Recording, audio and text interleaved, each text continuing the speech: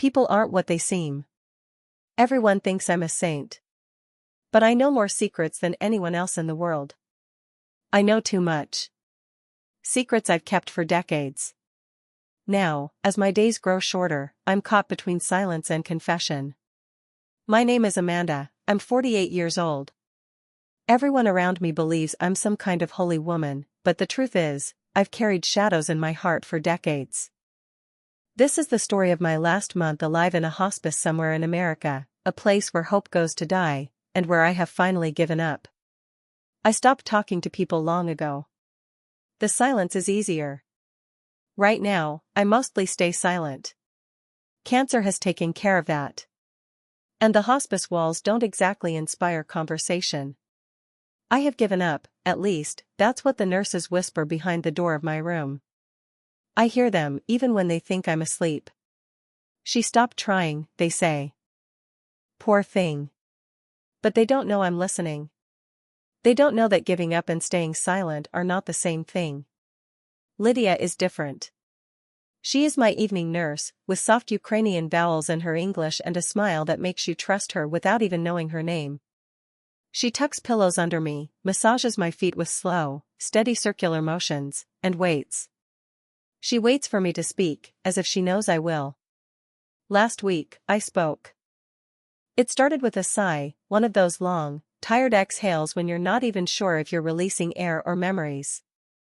Lydia noticed and tilted her head. Bad dream? She asked. No, I replied. A bad life. She didn't laugh, didn't even blink. She just sat down, pulled a small leather notebook from her pocket, and said, Then tell me. I write down people's stories. Maybe yours is ready. I studied her. She looked too young to hold in her mind so many dying people's words, but her eyes told me she had heard it all: grief, love, shame. Maybe she really was the person I needed. So I began. I wasn't always a hospice patient with a shaved head and sunken cheeks. Once, I was a girl from a small town who thought the whole world was waiting for her to conquer it. I was just a girl when I first arrived in New York City. Wide-eyed, hopeful, and so naive. I thought this city would be my salvation, my stage. I fell in love several times, or so I thought. But none of those men ever really loved me back. One night, after what felt like the perfect date, I woke up alone in a fancy hotel room, the silence louder than any goodbye. He never even texted. That was just the beginning. There were others, charming, dangerous, broken. Each encounter a fleeting hope, each rejection a fresh wound. Until I met him, the man who finally saw me for who I was. Not just the girl from nowhere, but a woman worthy of love. We married, and I believed in the future we'd build together. But the child I dreamed of never came. When I was 14, my mother forced me to have an abortion, a secret I buried deep inside. That night shattered something inside me. Doctors said I might never conceive, and when we considered IVF, he told me he didn't want children after all. He refused to take out a loan for it. I forgave him. Or so I told myself. We settled into a childless marriage with polished surfaces and hidden cracks. When friends asked when we were going to start a family, I joked, we're living for ourselves. It was easier than telling them the truth. I forgave him. Maybe because I wanted to believe in us. Or maybe because I was scared to face the truth alone. We lived like everyone else, but without children. Whenever someone asked when we'd start a family, I'd joke, we're living for ourselves now. Every 6 months, he'd gift me a new luxury car. A strange kind of love, built on gifts and silence. He bought me a car, convertibles, SUVs, even a vintage Mustang once. I told myself it was love. I dove into the real estate market in the New York suburbs. What started as curiosity soon turned into obsession. 2 years later, I had my own agency and was one of the most successful brokers in the region. I was on every top 40 under 40 list in the business. I was proud, but my nights grew restless. And then came the night that cracked my certainty in the safety of suburbia. It was past midnight, insomnia pinning me to the couch. I sipped cold coffee and stared out the window. Across the street, my neighbor's porch light flicked on. A woman stumbled out, her dress torn, hair wild, face streaked with something I couldn't name from this distance. She ran, barefoot, into the shadows. Moments later, I saw him, Mark, my neighbor, and David's longtime friend, standing in the doorway. His expression was unreadable, but something in my stomach turned cold. I didn't call the police. I told myself it wasn't my business. But the truth? I was afraid. Afraid of what I'd be dragged into, afraid of losing my place in the delicate social web David and I had spun. When I told David, he didn't comfort me. Instead, he sighed, poured himself a drink, and said, "Amanda, you need help. You sound paranoid. Maybe talk to a psychiatrist." The insult stung, but I stayed quiet. I wish I could say that was the last time I kept my mouth shut. The unraveling didn't happen all at once. It was slow at first, like a frayed thread you think you can just tuck back in. That winter, my aunt passed away. I drove alone to my hometown for the funeral. David said work was too demanding for him to leave. I believed him. Or maybe I wanted to. In a way, I was relieved. Funerals are messy things, full of old ghosts and people pretending to be sorry. The day after I returned, my phone buzzed with a message from Marcy, a college friend who never quite left the gossip scene. "You might want to see this.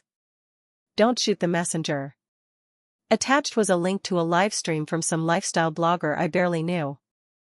She'd been filming her night out in the city, weaving through a rooftop party with champagne flutes and music so loud it bled through the video.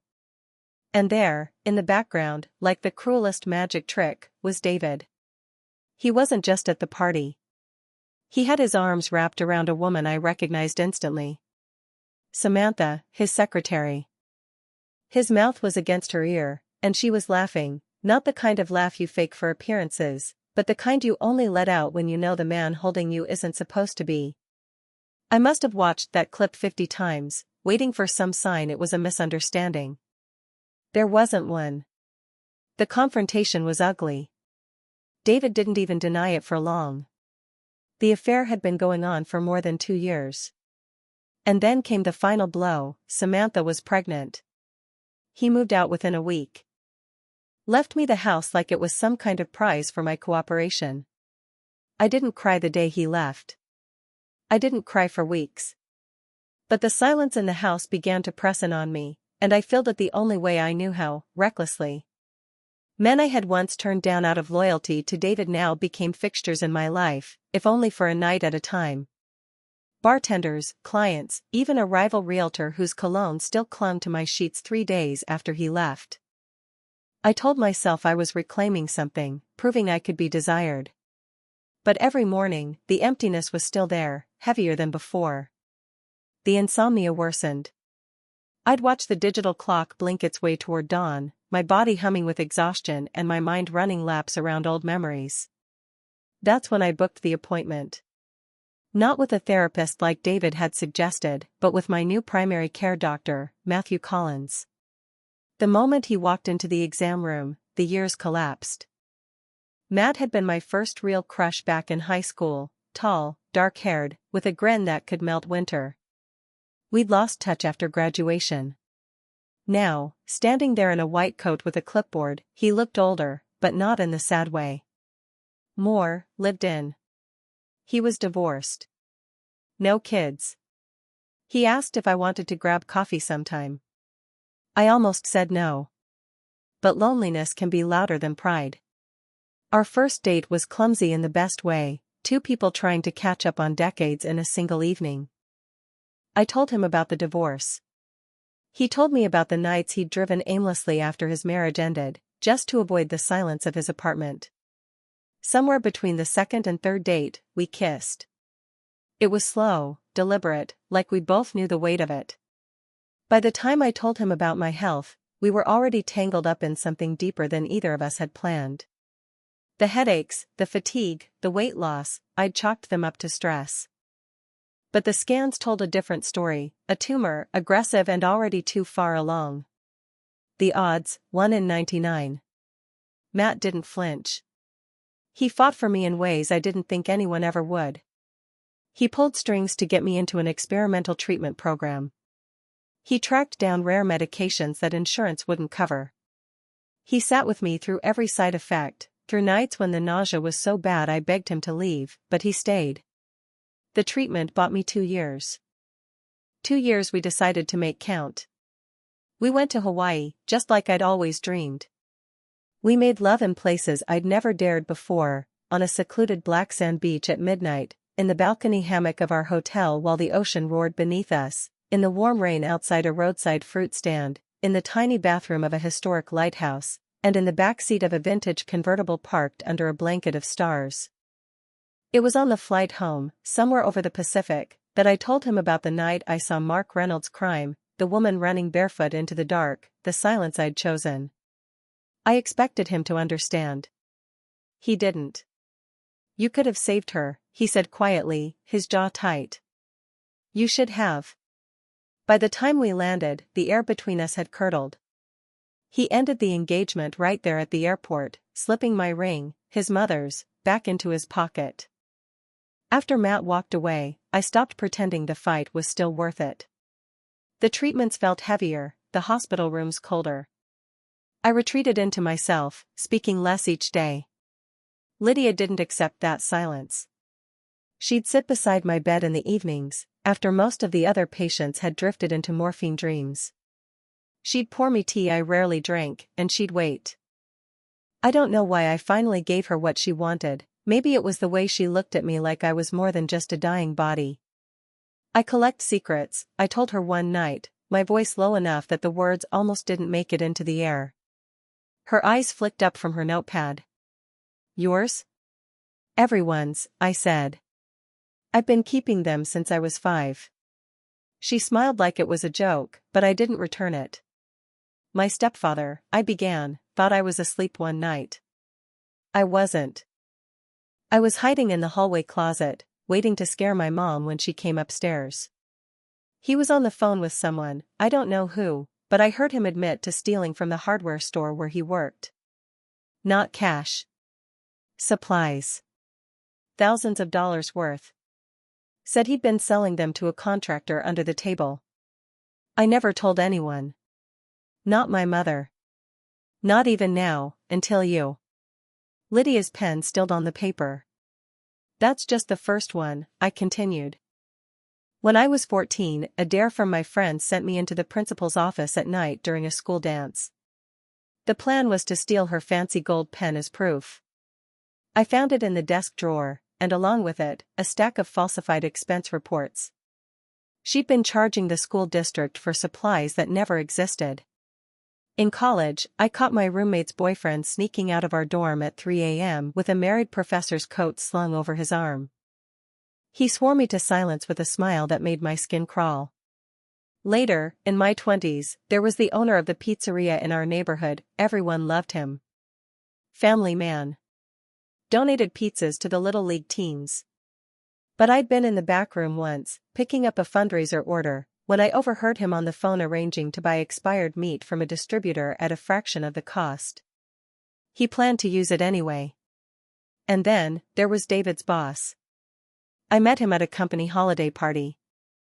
Polished, charming, the kind of man who shook your hand and made you feel like you mattered.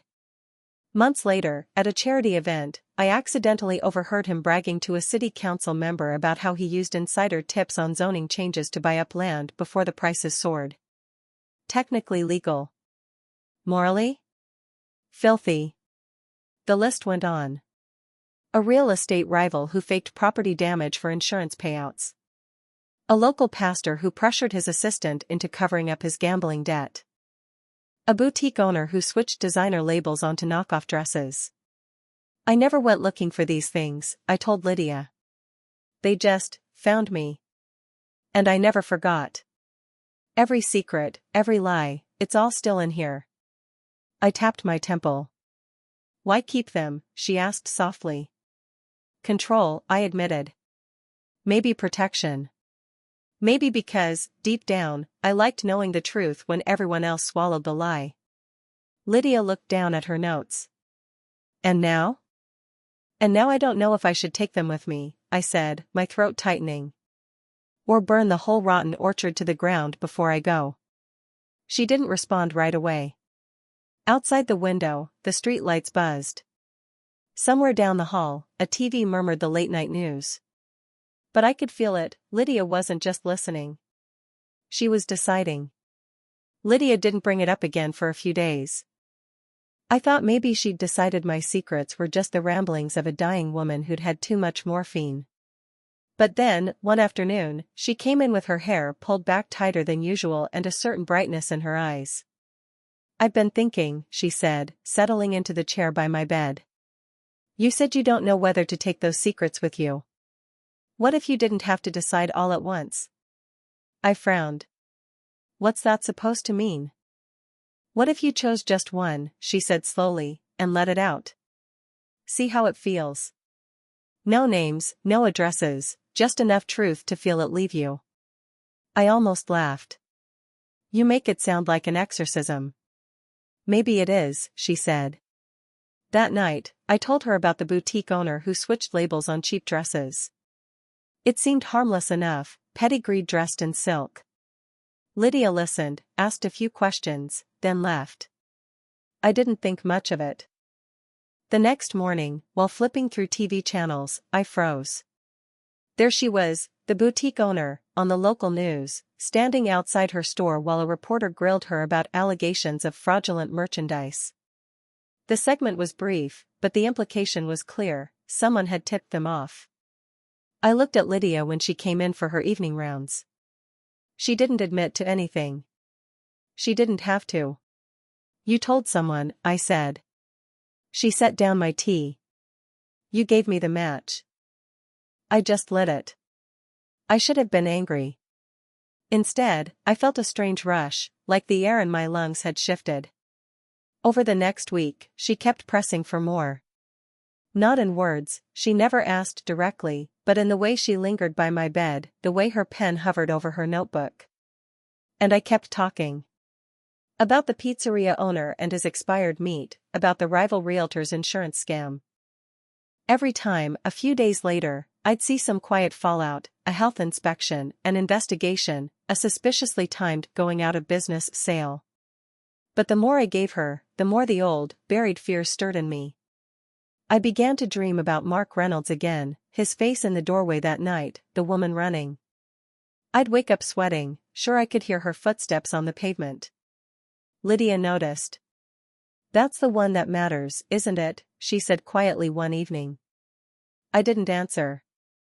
She leaned forward. "Amanda, if you don't say it now, you never will. And he'll keep whatever he did buried forever." The thought knotted my stomach. "He was David's friend," I whispered. "Our families, we had dinners together. He knew things about me. If I burned him, he'd burn me back." "Maybe that's worth the risk," Lydia said. But risk was something I'd been avoiding all my life. That's why I had so many secrets in the first place.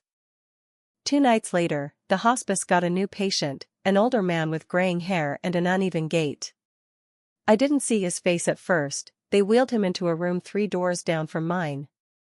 But I caught his voice in the hallway the next morning. It was Mark Reynolds. The sound of it hit me like a stone in the chest. 30 years of knowing his shadow, and now he was close enough for me to hear him laugh through the thin walls. When Lydia came in, I didn't need to tell her. She saw it in my face. "That's him," she said softly. I nodded. She closed my door behind her and sat on the edge of my bed. "Then I guess the question is, what do you want to do about it?" I didn't have an answer. Not yet.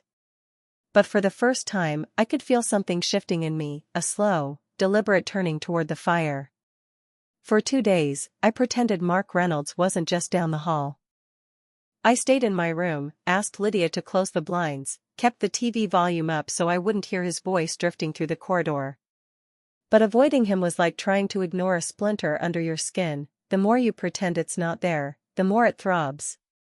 On the 3rd morning, I caught him looking into my room as he passed. He stopped, just for a second, his eyes narrowing with faint recognition. Then he smiled. The same smile he'd used at barbecues, when he'd hand me a plate of ribs and ask about my work. "Amanda," he said, stepping closer to the doorway. "It's been a long time." It was all I could do to keep my hands from shaking. "Not long enough." He chuckled like it was a joke, then moved on. But the smell of his cologne, sharp, woody, unmistakable, lingered in the air long after he'd gone. That night, I told Lydia everything I'd never spoken aloud. About the woman that night, the way she'd run barefoot into the dark. About the torn dress, the raw terror on her face. About the fact that she'd been their nanny, young, barely 20. "And you never saw her again?" Lydia asked. I shook my head. It was like she vanished. I told myself maybe she left town, started over. But in my bones, I knew, she didn't just leave. "Do you think Lydia stopped herself?" "I don't know. And I didn't want to know." My voice cracked. Because if I knew, I'd have to do something. And I didn't want to blow up my life. Lydia's jaw tightened. "Your life blew up anyway." She wasn't wrong. The next day, she brought me an envelope. Inside was a name, the nanny's. Lydia had found it in an old public employment record from the time she'd worked for the Reynolds family. Alongside the name was a last known address in a small town 3 hours away. "What am I supposed to do with this?" I asked. "Whatever you need to," she said. "But you're running out of time to decide." The paper sat on my bedside table for 2 days. I stared at it more than I slept. Finally, I asked Lydia to call the number listed under the address. A woman's voice answered. Older now, but steady. "This is Amanda," I said, my pulse hammering. "We met a long time ago. You worked for the Reynolds family." Silence. Then, "I remember." I hesitated. "That night, you ran from the house. Were you?" "I don't want to talk about it," she cut in. "I built a life. I'm not going back there." Her voice softened just enough to let me know she wasn't angry, only resolute. "But you should know, I wasn't the only one." And then she hung up. Her words haunted me for the rest of the day. Not the part where she refused to speak, but the part where she said I wasn't the only one. I started going over the old memories again, combing through details I'd once pushed aside. The dinner parties. The girls who cycled in and out of the Reynolds household. The way Mark always had some excuse ready when someone suddenly moved on. That night, as the rain tapped against the hospice windows, I told Lydia I wanted to confront him. "You're sure?" she asked. "No," I said. "But I'm done being sure about the wrong things." The following morning, she wheeled me down the hall to his room. He was propped up in bed, flipping through a sports magazine. When he saw me, that easy smile returned, but this time I didn't let it disarm me. "We need to talk," I said. Something flickered in his eyes, not guilt, exactly, but recognition. "About what?" "You know what," I said, my voice steadier than I felt. "And so do I." The air in Mark's office was colder than I remembered, the kind of cold that makes your teeth ache. He was still handsome in that politician's way, clean suit, rehearsed smile, eyes that never really saw you. I'd spent years keeping his secrets, thinking I was protecting him. But now, sitting across from him with my heart thudding like a war drum, I realized I'd only been protecting the illusion of the man I once loved. He didn't invite me to sit. He just stood behind his desk, arms crossed. "You should have stayed in hospice, Amanda," he said, voice low but sharp. "And you," I said, "should have stayed the hell out of other people's lives." I told him I knew about the money laundering, the offshore accounts, the campaign donations from men with blood on their hands. His jaw tightened, but his eyes didn't flinch. He'd practiced for this. Then I dropped the thing he wasn't expecting, that I had Lydia's help, that there were copies of documents, that if anything happened to me, the world would know. For a second, he smiled. Then it vanished. "You're bluffing." "Am I?" I leaned in. "Check your inbox in 5 minutes." His fate was now in the hands of the police. I didn't wait to see his reaction. I walked out. The winter air outside hit me like a slap, and I thought about how much of my life had been spent in rooms like that, with men who thought they held all the power. I had to be careful, not just for myself, but for those still tangled in the web of lies. Meanwhile, my health was deteriorating. The tumor spread faster than expected. My body ached with every breath. But Matt's experimental drugs had given me a precious gift, time. Time to make things right. In the midst of chaos, Lydia brought me a surprise, a letter from Matt. He'd been following the news, watching from a distance. His words were tentative, filled with regret and hope. He wanted to see me. The idea terrified me. Could we find forgiveness? Could love survive this storm? One afternoon, Matt arrived at the hospice. His eyes were softer than I remembered, his smile tinged with sadness. We talked for hours, about love, loss, and the cruel twists of fate. He told me about the experimental treatment's side effects, about how he never stopped fighting for me. And then, he asked a question that shook me to my core. What do you want, Amanda? What do you truly want before this ends? I hesitated. The answer wasn't simple. I want to be free, I said finally. Free of secrets, free of lies, free to die without regrets. Matt nodded, understanding more than words could say.